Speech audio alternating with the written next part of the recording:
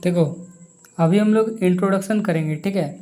तो इंट्रोडक्शन बहुत ज़रूरी है। कोई भी अगर आप कहीं पे भी कुछ भी बोल रहे हो तो उसके लिए सबसे पहले आपको इंट्रोडक्शन से ही शुरुआत करना है, ठीक है। तो देखो, इंट्रोडक्शन का हिंदी होता है परिचय, है ना। तो आपको इंट्रोडक्शन शुरू कैसे करना है, सबसे पहले आपको क्या बोलना है, ग्रीटिंग, ठीक है।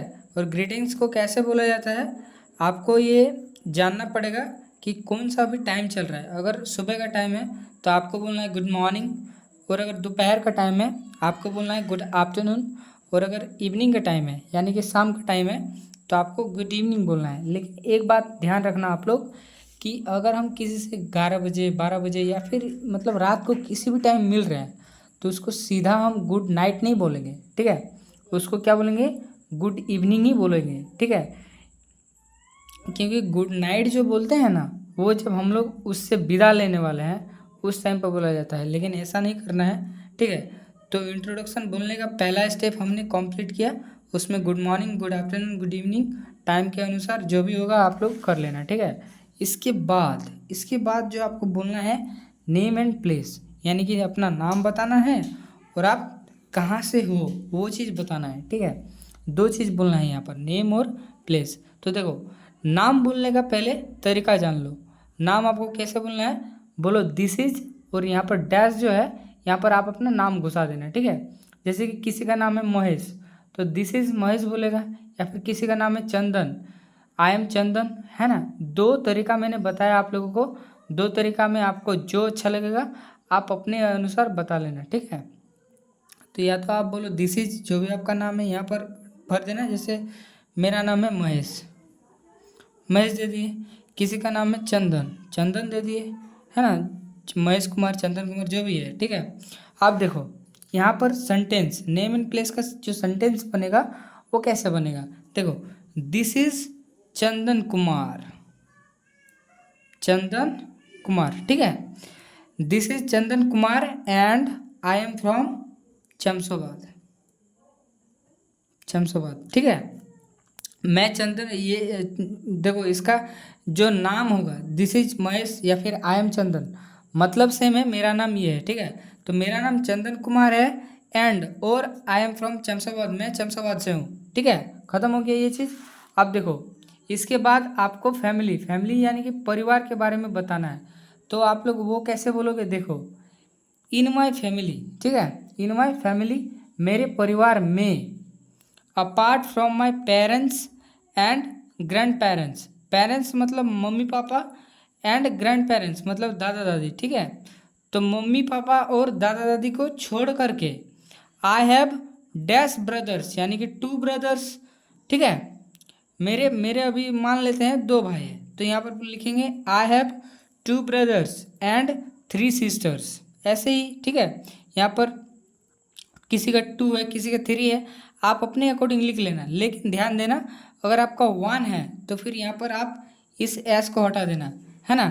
और अगर आपका सिस्टर नहीं है तो ये वाला लाइन को मत लिखना, या फिर एंड नो एनी सिस्टर ऐसे लिखना, ठीक है।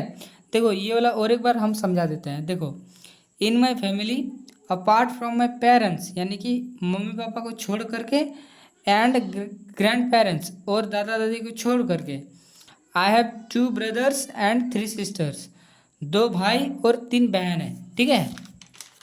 चलो, इसके बाद यहाँ पे आ जाते हैं एकेडमिक क्वालिफिकेशन, और यहाँ पर मैंने लिखा है एकेडमिक क्वालिफिकेशन, यहाँ पर और टेक्निकल क्वालिफिकेशन भी हो सकता है, ठीक है। लेकिन अभी आप लोग के पास कोई भी टेक्निकल क्वालिफिकेशन होगा नहीं, इसलिए मैंने उस पॉइंट को नहीं लिखा है, ठीक है।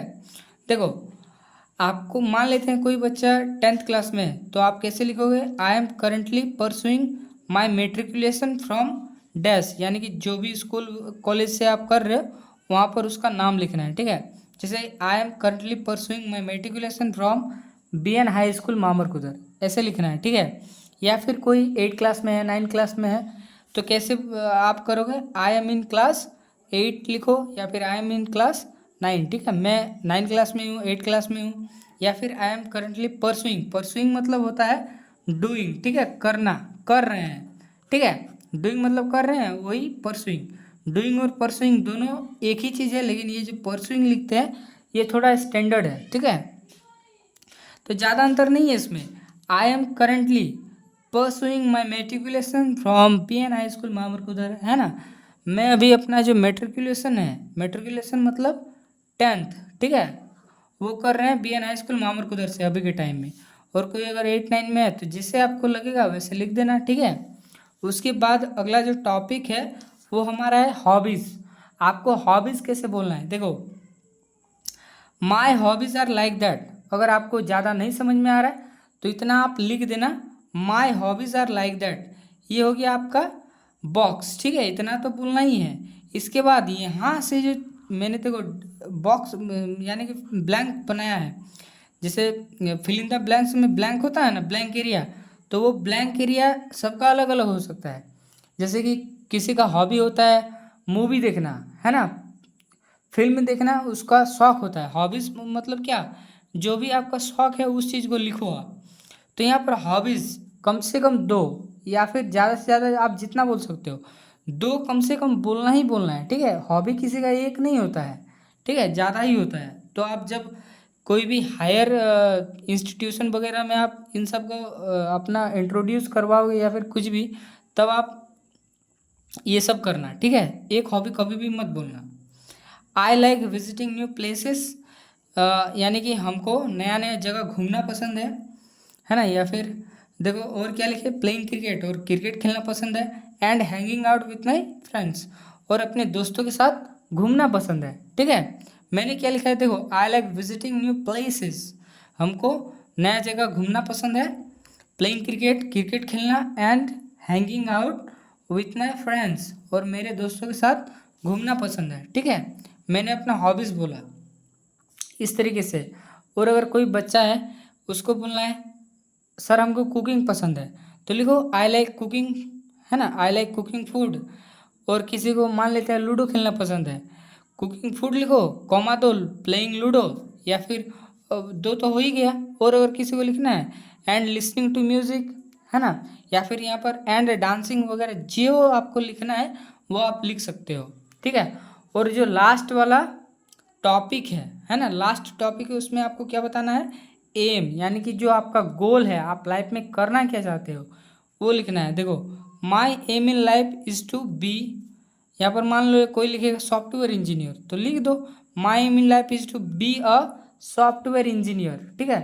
जो आपको यहाँ पर लिखना है वो आप लिख सकते हो। मान लेते हैं यहाँ पर हमको टीचर बनना है, तो लिख दो टीचर, है ना, जो आपको लिखना है। और लास्ट वाला जो स्टेप है इसको कभी भी भूलना ही नहीं।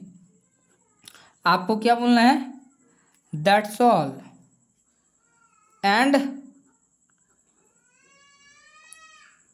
Thanks for listening to me.